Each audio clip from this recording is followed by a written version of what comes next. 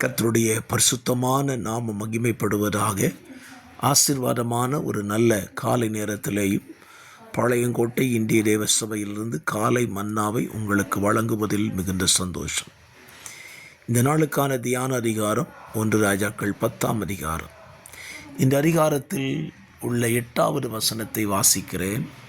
உம்முடைய ஜனங்கள் பாக்கியவான்கள், எப்பொழுது உமக்கு முன்பாக நின்று உம்முடைய ஞானத்தை கேட்கிற உம்முடைய ஊழியக்காரரும் பாக்கியவான்கள்.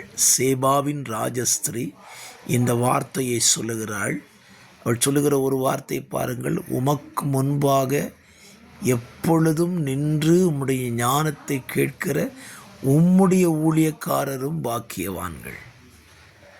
ஒரு ராஜாவுக்கு முன்னால் நின்று அவருடைய ஞானத்தை கேட்கிற அவருடைய ஊழியக்காரர்கள் பாக்கியவான்களானால், நாம் நம்முடைய தெய்வத்துக்கு முன்னாக நின்றால் எவ்வளவு பாக்கியவான்களாய் இருக்க முடியும்? அப்படியானால் நம்மை பாக்கியவானாய் மாற்றக்கூடிய ஒரு வழியை இந்த வசனம் நமக்கு சொல்லுகிறது. என்ன சொல்லுகிறது? நாம் தெய்வத்துக்கு முன்பாக நிற்க வேண்டும்.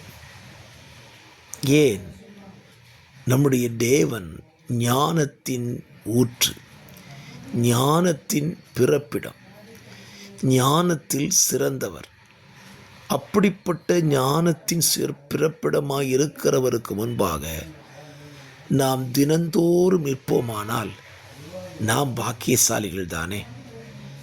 ஒரு சாலமோன் ராஜாவுக்கு முன்னால் நின்னவங்க பாக்கியசாலியாக மாற முடியுமானால், சர்வலோக தெய்வத்துக்கு முன்னால் நம்ம நின்னா நம்ம எவ்வளவு பெரிய பாக்கியசாலியாய் மாற முடியும்? ஆகவே இந்த காலவெளியிலே உங்களை சிந்தித்து பாருங்கள். நீங்கள் யாருக்கு முன்பாக நிற்கிறீர்கள்? மனுஷனுக்கு முன்பாக நிற்கிறீர்களா? கடன் கொடுக்கிறவர்களுக்கு முன்பாக நின்று கொண்டிருக்கிறீர்களா?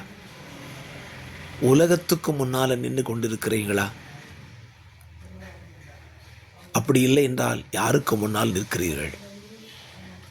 ஒரு கர்த்தருடைய பிள்ளை தெய்வத்துக்கு முன்பதாக நிற்க பழகிவிட்டானால் அந்த தெய்வத்துக்கு முன்பாக நிற்கிற அனுபவத்தை ஒரு நாளும் இழந்து போக மாட்டான்.